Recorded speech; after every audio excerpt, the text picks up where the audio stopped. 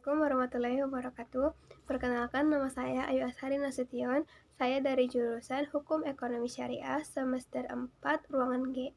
Di mana dalam video ini saya akan menjelaskan mengenai apa yang telah kami pelajari selama semester 4 ini bersama Bapak Ahmad Saman Farid selaku dosen pengampu mata kuliah metode penelitian. Di mana dalam video ini berisi mengenai pengertian metode penelitian itu sendiri, bab 1 sampai bab 3 dalam skripsi, dan hasil temuan dan kesimpulan tugas pribadi skripsi saya. Langsung saja ke videonya. Pertama, pengertian metode penelitian. Metode penelitian itu berasal dari dua kata, yang pertama metode dan yang kedua penelitian. Metode adalah suatu cara dan penelitian adalah di mana penelitian ini berasal dari bahasa Inggris yaitu research, di mana ini sudah saya jelaskan di video sebelumnya, video tugas ujian tengah semester kami. Nah, menurut Profesor Dr. Sugiono, metode penelitian adalah suatu cara atau metode ilmiah untuk mendapatkan suatu hal dengan kegunaan ataupun tujuan tertentu. Seperti misalnya kita meneliti sesuatu untuk skripsi kita. Kita meneliti sesuatu karena kita penasaran, kita meneliti sesuatu untuk tesis kita dan lain-lain. Pokoknya kita meneliti sesuatu itu untuk mendapatkan hal sesuatu yang kita inginkan, dan tujuannya itu untuk yang kita perlukan juga.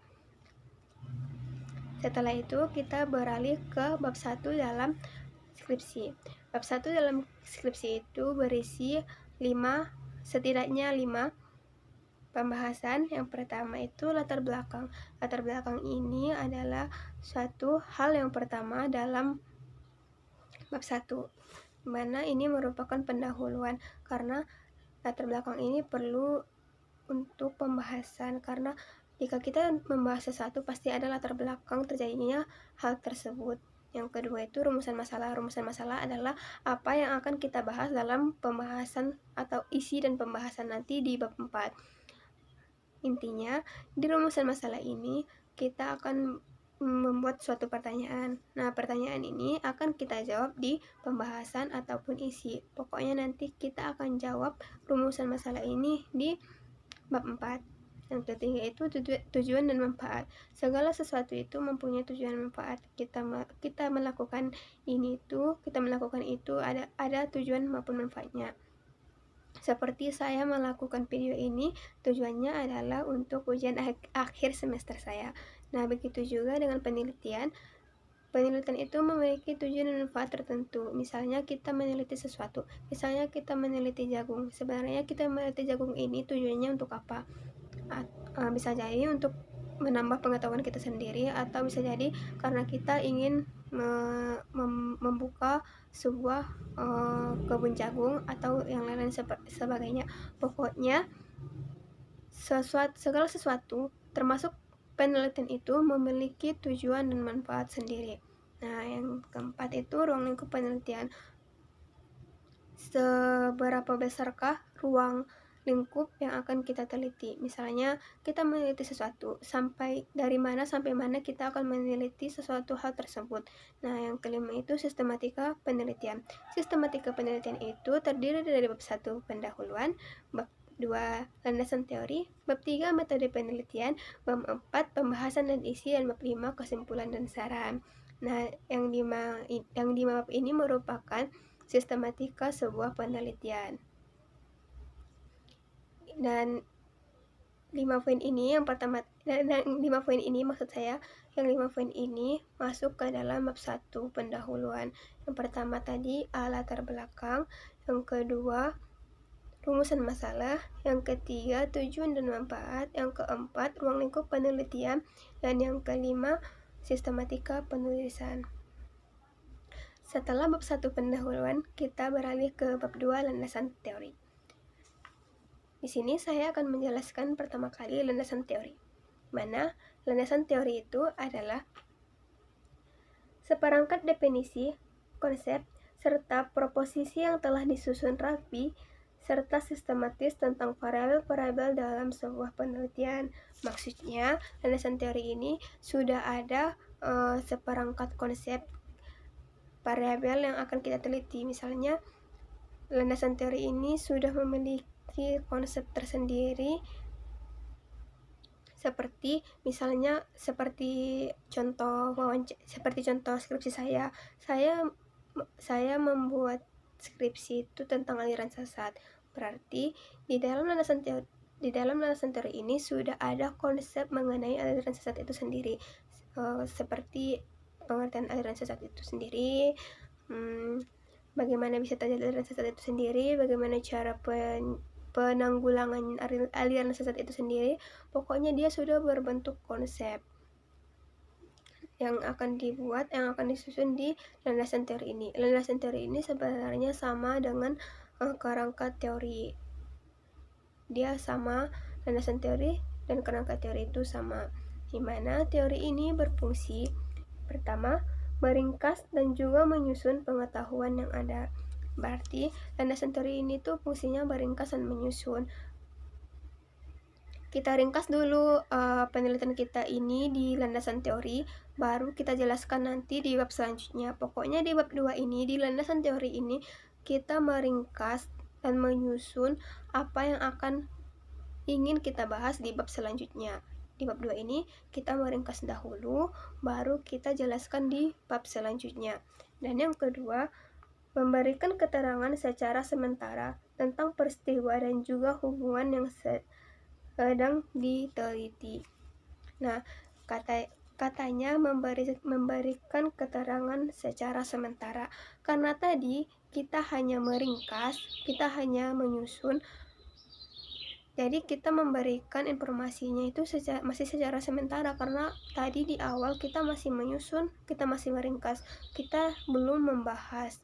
Jadi informasinya itu masih sementara. Beda nanti di bab selanjutnya. Di bab selanjutnya pasti informasinya itu sudah menyeluruh, tidak sementara lagi, karena sudah dibahas di bab selanjutnya. Di landasan teori ini sudah ada gambaran mengenai informasi yang akan kita dapatkan nanti di bab selanjutnya. Intinya kita sudah dapat informasi walaupun sedikit di bab 2 ini. Nah, fungsi teori yang ketiga adalah merangsang adanya perkembangan pengetahuan baru.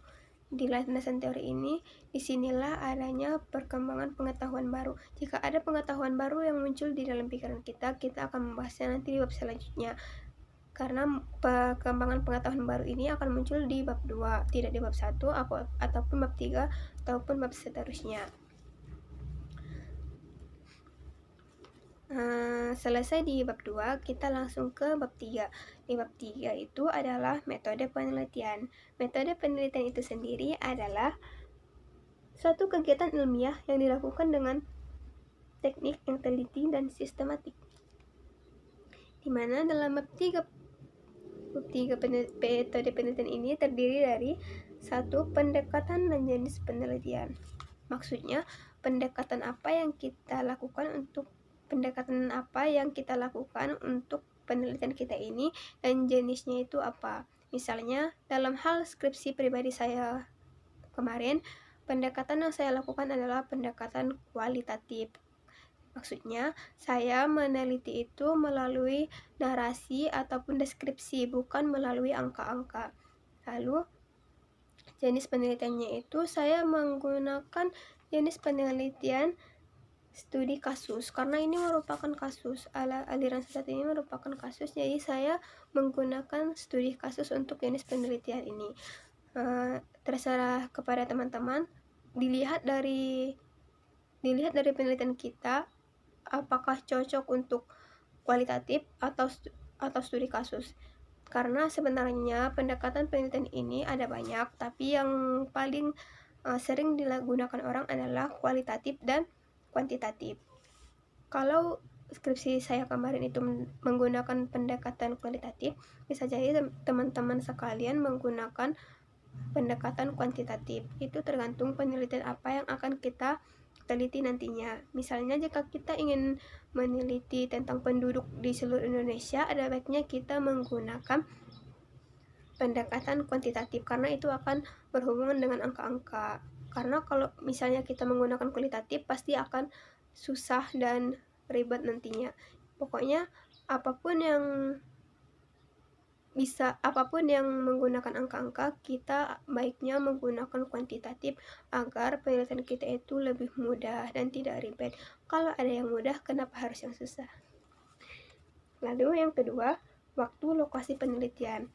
Waktu lokasi penelitian ini perlu dituliskan agar yang membaca tahu kapan kita melakukan penelitian ini, agar kita tahu, pembaca tahu, agar dosen pembimbing tahu, agar semuanya tahu kapan waktu penelitian ini kita laksanakan.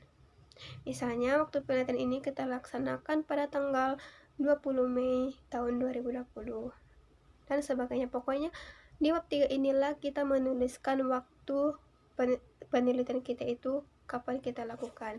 Yang ketiga adalah sumber data. Nah, sumber data ini adalah dari mana sih data itu kita dapatkan. Apabila kita meneliti sesuatu, pasti kita ingin mendapatkan data.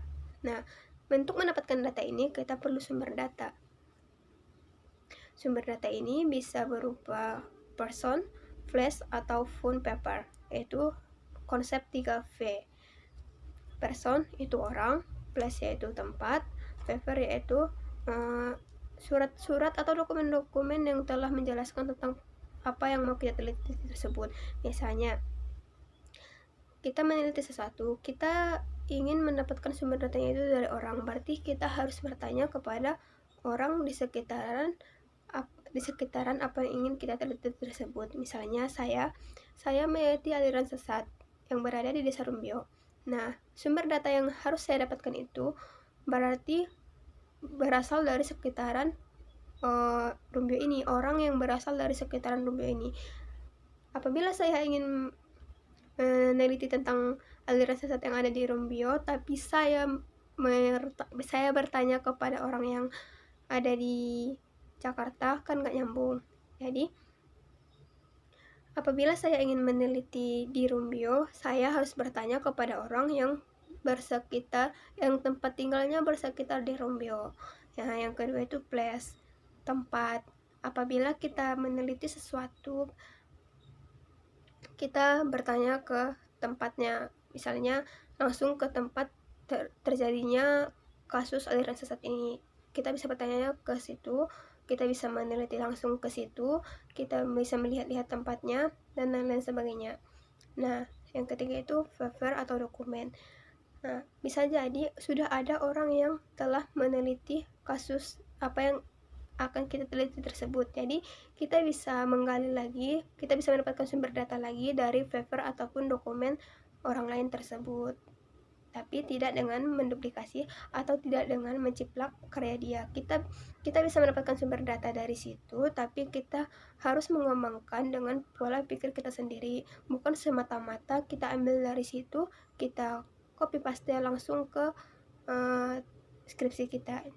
Apabila kita mendapat misalnya di dalam dokumen orang itu dia menjelaskan secara singkat mengenai bagaimana sesuatu hal itu bisa terjadi. Nah, kita sebagai pembaca, kita sebagai pengambil dari dokumen dia itu, kita harus menerangkan lebih lanjut mengenai apa yang telah dia bahas. Tidak semata-mata apa yang dia bahas itu kita langsung bahas ke skripsi kita. Nah, yang keempat adalah populasi dan sampel. Populasi dan sampel ini, misalnya kita meneliti suatu hal. Jadi kita ingin bertanya kepada penduduk tersebut mengenai hal tersebut. Nah, apabila kita merasa terlalu banyak orang yang akan kita teliti dan itu membuat diri kita lelah, capek, dan sebagainya, kita bisa menggunakan sampel untuk itu. Misalnya, saya meneliti aliran sesat di Desa Rumbio. Di Desa Rumbio itu ada sekitar 100 orang. Nah, karena menurut saya kalau saya bertanya kepada mereka semua 100 orang itu namanya populasi. Apabila kita bertanya kepada seluruh orang yang di situ, itu namanya populasi. Menurut saya apabila saya bertanya kepada semua orang di situ, saya akan merasa lelah, waktu saya habis, dan lain-lain sebagainya. Jadi misalnya saya menggunakan sampel. Sampel adalah kita bertanya kepada sebagian atau beberapa orang dari 100 orang tersebut. Jadi saya akan menggunakan sampel. Sampel itu saya gunakan misalnya dari 100 orang tersebut saya hanya bertanya kepada 15 orang, 10 orang, 20 orang, atau dan lain-lain sebagainya. Karena apabila saya bertanya kepada 15 atau sampai 20 orang dan jawabannya hampir sama semua, berarti itu sudah menjawab semua dari jawaban 100 orang tersebut. Karena kalau misalnya sama jawaban antara 15 sampai 20 orang tersebut dari 100 orang, berarti bisa jadi kemungkinannya 80% semua orang, 100 orang itu menjawab hal yang sama. Jadi kita tidak perlu lagi bertanya kepada seluruh orang tersebut. Tapi ada saatnya penelitian kita harus menggunakan populasi, tidak bisa menggunakan sampel. Mungkin itu di penelitian yang lain-lain, tapi khusus untuk penelitian saya ataupun penelitian yang setara atau sama dengan saya itu bisa menggunakan sampel untuk jawaban penelitiannya. Yang kelima adalah prosedur pengumpulan dan pengolahan data. Prosedur pengumpulan data itu ada beberapa macam. Yang pertama, menurut sumbernya. Yang kedua, menurut sifatnya. Yang ketiga, menurut kapan waktu pengumpulannya. Nah, di sini saya itu membuat proses pengumpulan datanya itu dengan menurut sumbernya. Nah, menurut sumbernya ini itu dibagi lagi kepada dua. Yang pertama sekunder, yang kedua primer. Nah, yang sekunder ini kita belum mengetahui tentang apa yang ingin kita teliti ini. Jadi kita bertanya kepada orang secara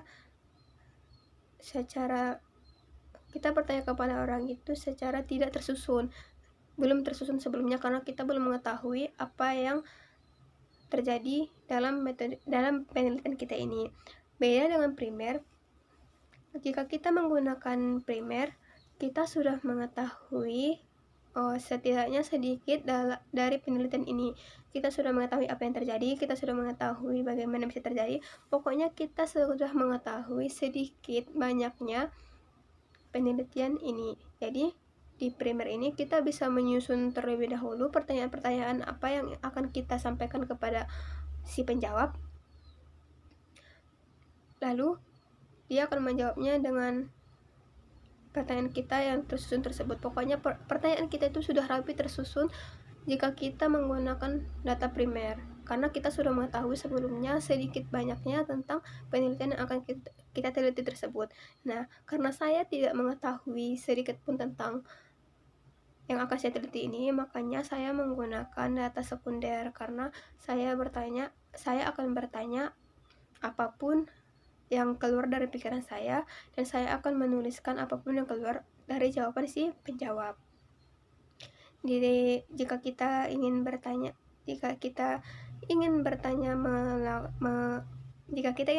menggunakan data sekunder, pokoknya jika kita ingin mendapatkan jawaban menggunakan data sekunder, kita bisa menggunakan alat-alat seperti video recorder, foto, dan lain-lainnya. Nah, selesai di prosedur pengumpulan data, lalu kita ke pengolahan data. Pengolahan data ini bisa melalui wawancara. Misalnya saya si penanya, ada si penjawab. Kita bertanya secara lisan, bukan dengan tulisan, karena jika bertanya menggunakan tulisan itu namanya angket ataupun kuesioner.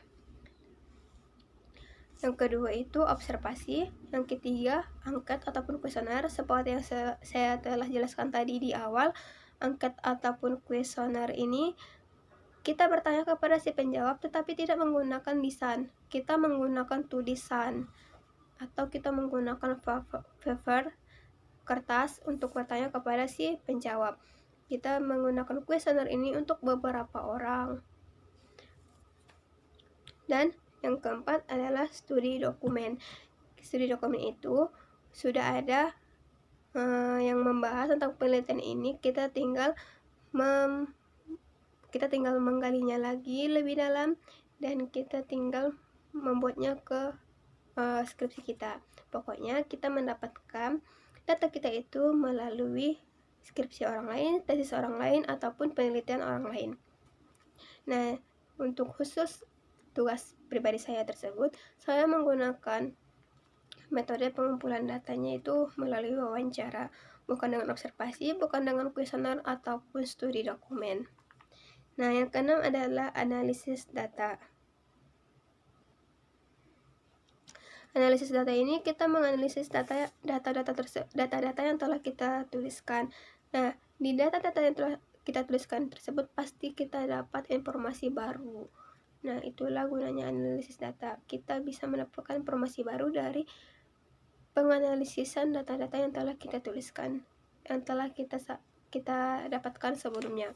Yang ketujuh adalah pengecekan keabsahan data. Jadi, kita tidak bisa semena-mena menuliskan data yang sebenarnya data ini tidak jelas kebenarannya, kefaktaannya. Jadi, kita harus membuat data itu berdasarkan fakta yang ada, berdasarkan kebenaran, tidak dibuat-buat dan tidak direkayasa maksud saya. Jadi, keabsahan data itu harus jelas, bersifat benar, tidak direkayasa ataupun tidak dibuat-buat. Nah, cukup sekian untuk bab 3. Lanjut ke hasil penemuan tugas pribadi saya, yaitu tinjauan hukum Islam mengenai aliran sesat di Desa Rumio, Kabupaten Mandailing Natal. Di mana di sini saya mendapatkan beberapa pertanyaan. Pertama, pertanyaan yang saya ajukan itu adalah di mana sebenarnya tepatnya aliran sesat ini terjadi. Di mana aliran sesat ini terjadi. Saya bertanya kepada dua orang. Maksudnya saya bertanya kepada dua orang yang akan menjawab pertanyaan saya tersebut. Yang pertama mengatakan aliran sesat ini terjadi di Desa Rumbio, di salah satu rumah khusus untuk pengajian. Mungkin ada rumah, tapi rumah itu khusus untuk pengajian saja, bukan rumah milik orang lain, yang ditempati orang lain maksud saya. Rumah itu khusus untuk pengajian saja.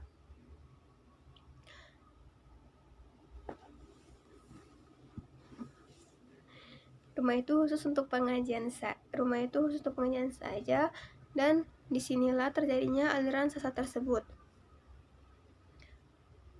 Lalu yang kedua mengatakan bahwa aliran sesat ini terjadi di Desa Mampang. Jadi karena ada dua jawaban yang berbeda, saya belum bisa menyimpulkan mana yang benar. Jadi saya perlu melihat atau bertanya kepada orang lain, atau melihat dokumen-dokumen, atau melihat apa yang telah dituliskan orang lain sebelumnya. Nah, saya bertanya pertanyaan kedua. Apa benar bahwa kepala desa Rumbio tersebut sudah dipecat?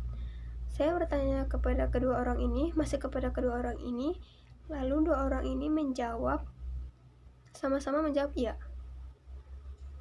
Lalu karena mereka sama-sama menjawab iya, saya bertanya lagi kepada orang lain, saya bertanya lagi kepada Google, di mana sebenarnya kejadian aliran sesat ini terjadi.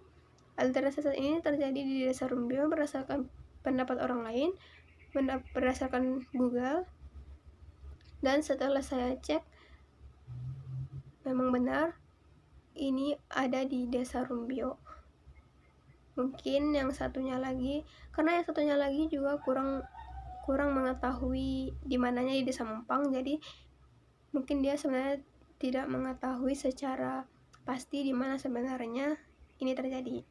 Nah, karena mereka sama-sama menjawab iya, kalau misalnya yang satu menjawab di Mampang, yang satu menjawab di Rumbio, tapi kepala desanya sama-sama menjawab iya dipecat, kepala desa Rumbio sama-sama menjawab iya dipecat, berarti ini terjadi di Desa Rumbio secara logika, karena tidak mungkin aliran sesat terjadi di Mampang tapi kepala desa Rumbio yang dipecat. secara logikanya seperti itu. Tapi kita tidak memakai logika di sini, kita memakai keabsahan data, kefaktaan data, kebenaran data, data yang tidak dibuat-buat ataupun direkayasa. Jadi saya mencari lagi, seperti yang saya telah katakan tadi, saya mencari lagi, saya bertanya lagi kepada orang lain, saya mencari di Google dan benar bahwa aliran sesat ini terjadi di Desa Rumbio. Lalu pertanyaan saya yang lain adalah apa sebenarnya yang dikatakan oleh ustadz tersebut? Bagaimana bisa aliran sesat ini, aliran pengajian ini dinamakan aliran sesat? Karena sebelumnya aliran sesat ini timbul karena pengajian. Jadi jawaban dari yang pertama, dia mengatakan bahwa sholat 5 waktu itu tidak wajib, dan ya, dia mengatakan sholat 5 waktu itu tidak wajib. Dan yang kedua mengatakan sholat 5 waktu itu tidak wajib, naik haji bagi yang mampu juga tidak wajib, membayar zakat juga tidak wajib, dan kiamat itu tidak ada. Nah, sudah jelas ini adalah aliran sesat. Kenapa aliran sesat? Karena ini sudah menyimpang dari rukun Islam dan rukun iman. Apabila seseorang tidak mempercayai adanya rukun iman dan rukun Islam. Rukun Islam itu ada 5, salah satunya tadi sholat 5 waktu itu wajib di rukun Islam, tapi kata ustadznya sholat 5 waktu tidak wajib, berarti ini sudah menyimpang.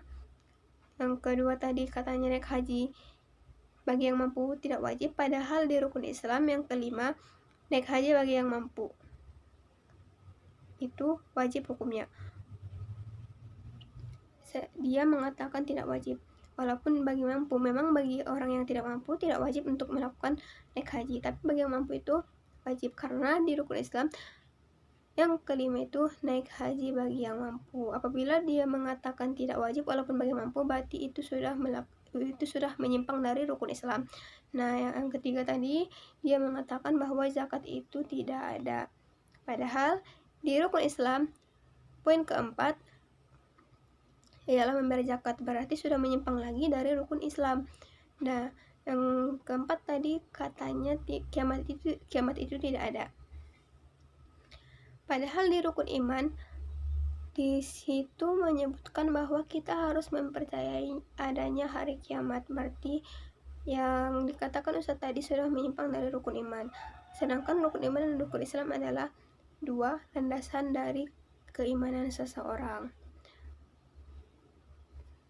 Sebagai seorang muslim, kita harus mempercayai adanya rukun Islam dan rukun iman. Barulah kita dinamakan insan yang berguna bagi agama kita. Apabila seperti yang dikatakan guru tadi, berarti kita tidak mempercayai adanya rukun iman dan rukun Islam. Makanya pengajian tersebut dinamakan pengajian aliran sesat, karena penjelasan dari guru tersebut sangat-sangat sesat. Nah, itu perlu kita gali kembali agar jangan sampai ada guru atau penceramah yang menjelaskan hal tersebut kembali lagi. Karena nanti apabila guru seperti itu makin banyak, maka kita sebagai manusia yang kita juga penuh dosa, iman kita juga belum tentu tebal, kita pasti akan terpedaya oleh guru ataupun penceramah yang seperti di Desa Rumbio tersebut. Jadi kita harus mencegah adanya pengajian yang seperti itu. Makanya kita perlu membahas tentang aliran sesat tersebut, pengajian aliran sesat tersebut. Saya rasa cukup sekian isi dari video saya ini. Kurang dan lebihnya maupun salah kata-kata atau tingkah laku saya dalam video ini, saya mohon dimaafkan. Wabillahi taufiq wal hidayah. Assalamualaikum warahmatullahi wabarakatuh.